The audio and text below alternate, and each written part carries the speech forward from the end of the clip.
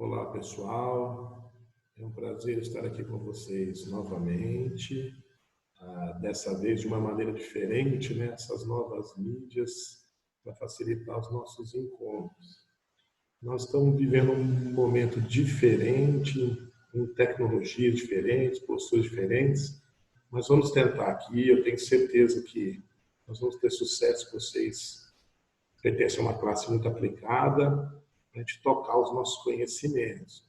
Então, hoje, a nossa aula de hoje é frente 1, caderno 1, módulo 8, que são os movimentos nativistas. Movimentos nativistas. Ok? Então, vejam vocês. Antes de nós iniciarmos diretamente, né, o tema central da aula, eu vou fazer uma recapitulação, como sempre faço, para tentar deixar mais fácil para vocês. Primeiramente, nós não podemos esquecer de um tema super importante que chama-se União Ibérica. União das Coroas Ibéricas, que ocorreu entre 1580 e 1640.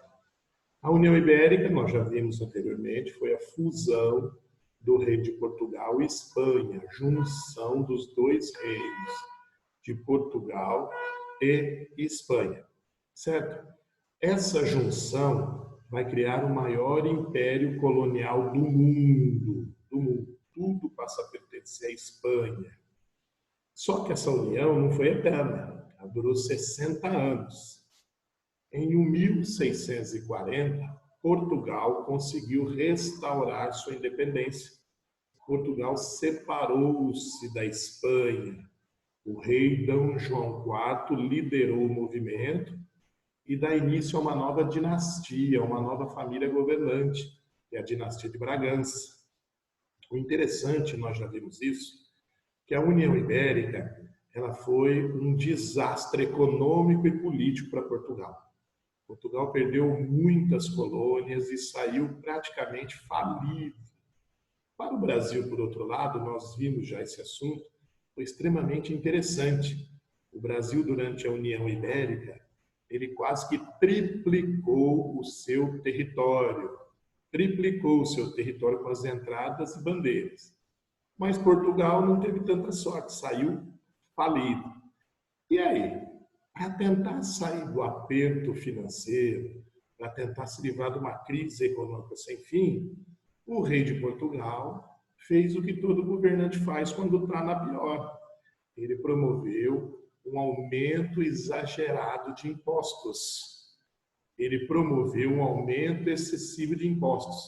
Aliás, essa prática de aumento exagerado dos impostos, ela tem até um nome.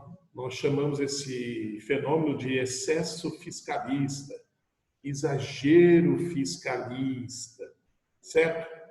O problema é que esse exagero nos impostos, esse excesso de impostos, essa política de excesso fiscalista vão acabar provocando uma série de revoltas, de rebeliões, tanto que essa temática que nós estamos estudando também pode aparecer, ao invés de movimentos nativistas, revoltas nativistas. Nós sabemos que o exagero na cobrança dos impostos vai provocar uma situação de rebelião na colônia Brasil. Nós tivemos diversos movimentos de rebelião, diversas rebeliões. Eu vou comentar as principais rebeliões. Vocês têm no livro, depois vão fazer uma leitura, vão grifar o que tiver dúvidas, e no momento das dúvidas que nós temos lá na sexta-feira, nós podemos solucioná-las. Por exemplo, uma revolta muito importante nativista foi a revolta de Amador Bueno. A revolta de Amador Bueno aconteceu em São Paulo. E qual foi o motivo básico dessa revolta? Foi uma revolta entre os colonos contra a Companhia de Jesus, contra os jesuítas. E por que os colonos se revoltaram contra os jesuítas? Porque os jesuítas, os padres jesuítas, eles não permitiam a escravidão do indígena. Eles não permitiam a escravização do indígena. Por outro lado, os colonos dependiam dessa mão de obra escrava indígena para sobreviver. Daí o motivo da revolta. No final do frigir dos ovos, os jesuítas acabaram expulsos de São Paulo. Colocaram os jesuítas para correr. Uma outra revolta muito importante, também muito pedida, é a chamada Guerra dos Emboabas. Guerra dos Emboabas.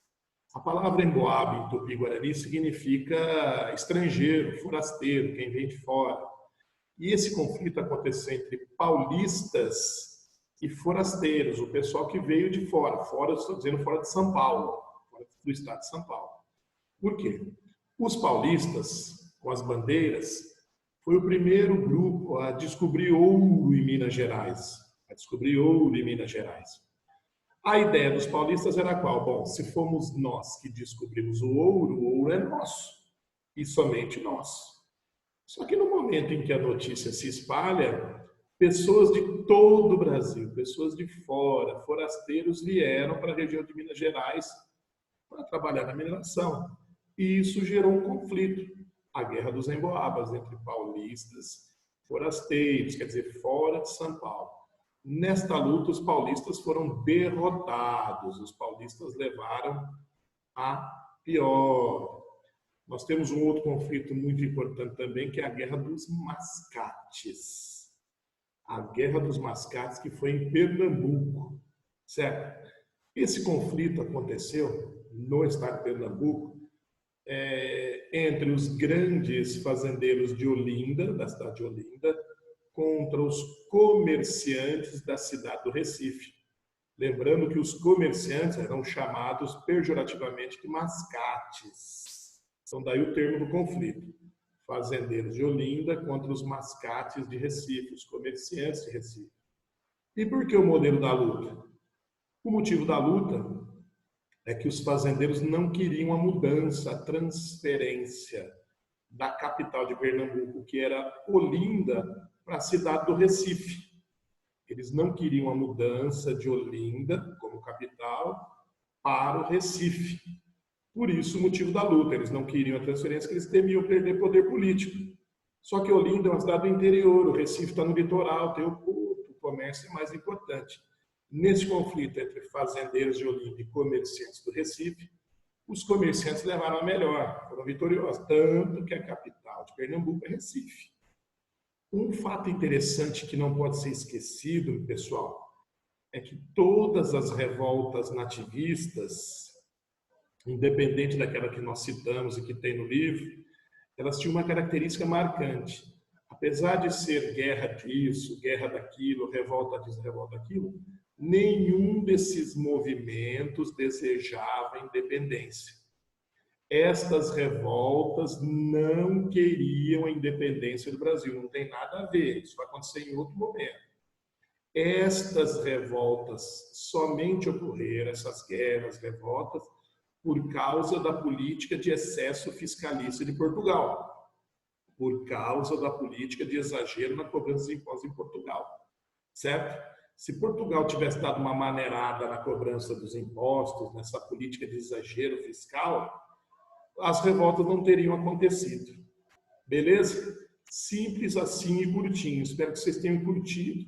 Estou à disposição para tirarmos as nossas dúvidas. Valeu, galera. Até mais.